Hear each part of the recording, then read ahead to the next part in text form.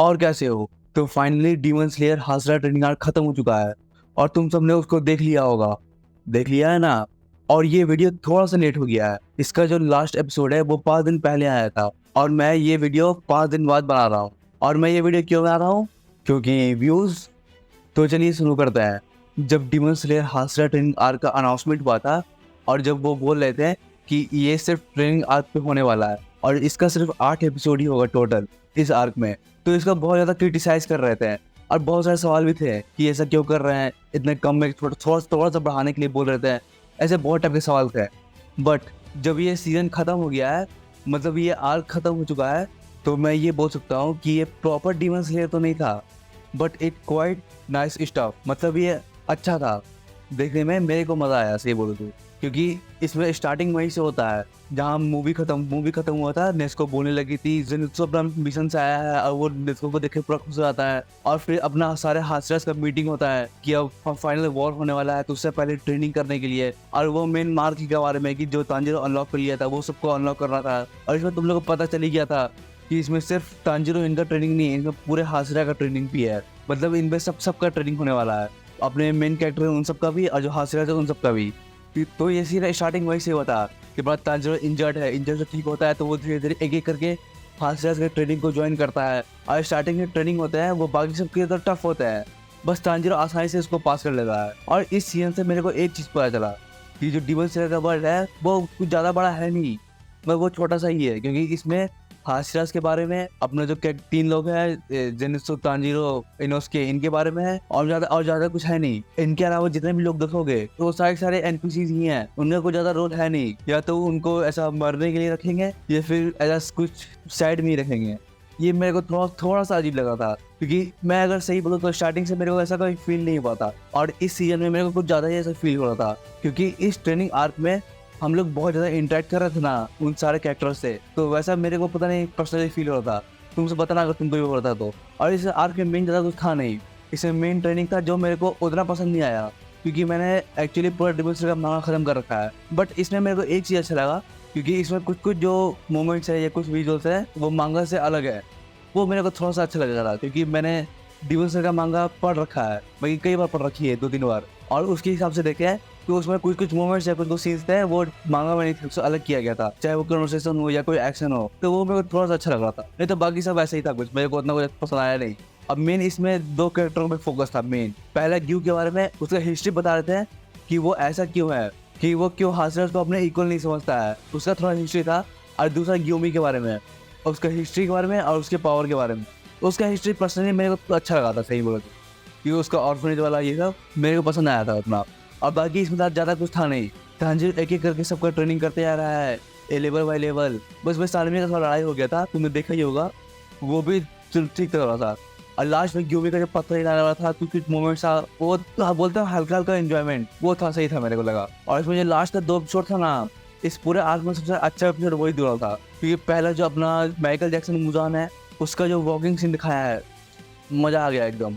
थोड़ा सा फील होता है जो अपना जो इंडियन टीवी सीरियल है वैसा, कैमरा एंगल घुमाना, फुल फास्ट पेसिंग वैसा था। बट जब वैसा हाई पेस म्यूजिक खतरनाक वाला मोमेंट होता है ना, तो सब अच्छा लगता है। उस म्यूजिक के साथ जो उस तरह से एम्बियंस बनाया हुआ था ना उसका वॉकिंग का, वो सही में मेरे को अच्छा लगा था। बस टाइम के साथ हो जाता था, क्योंकि अगर मैं ध्यान दूँ तो आई थिंक 2 मिनट के आसपास का वो पूरा वॉकिंग सीन था एपिसोड 7 में। बट ठीक था, वो अच्छा लगा था।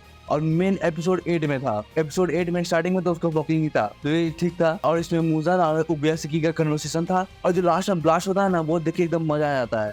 क्योंकि अगर मांगा में देखे तो उसमें बस एक पैनल ब्लास्ट था, बस एक पैनल, उसमें खत्म, इसमें बस ब्लास्ट हो गया। लेकिन एनिमे में जिस तरह से दिखाया है ना, जो फ्लेम बढ़ रहा है धीरे धीरे, और जो ब्लास्ट की और जो मुजान का रिएक्शन हो रहा है।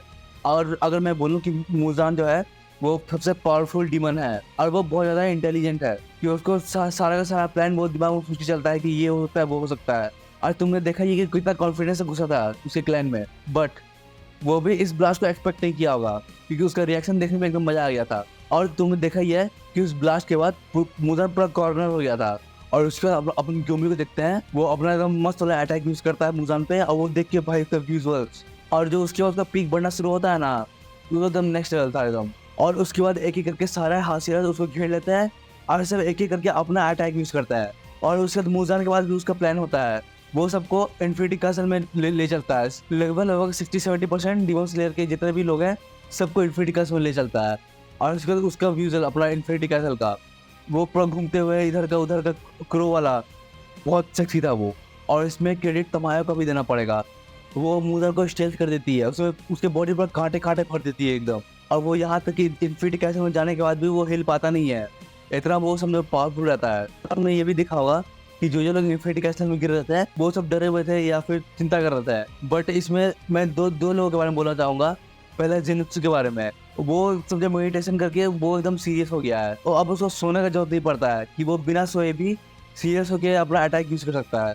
और दूसरा जिनुत्सु के बारे में, वो पूरा एकदम एक्साइटेड है कि वो अगले में तो बस वो तोड़ देना है एकदम। और अपना तांजिरो के बारे में तो वो तो बस मुजान दिखिया उसको बस पेल दे, वैसा सीन उसका हो रखा है। बस बोलते हैं देखते ही मार देने वाला सीन, वैसा उसका दम हो रखा है। और यहीं पे लास्ट एपिसोड खत्म हो जाता है। मैं ये बोलूंगा इसका 8 एपिसोड था, मेरे को उतना डिसअपॉइंटेड नहीं किया जितना स्टार्टिंग में मैं सोच रहा था। मांगा में इसका है ही कितना चैप्टर, उसको 8 एपिसोड में इस तरह से दिखाना वो मेरे को थोड़ा सा क्रिएटिव लगा था, सही बोलूं तो मैं, क्योंकि जितना एपिसोड है भी नहीं उसको इस तरह से दिखाया हुआ थोड़ा सा लगता है बस, लेकिन थोड़ा क्रिएटिव तो है।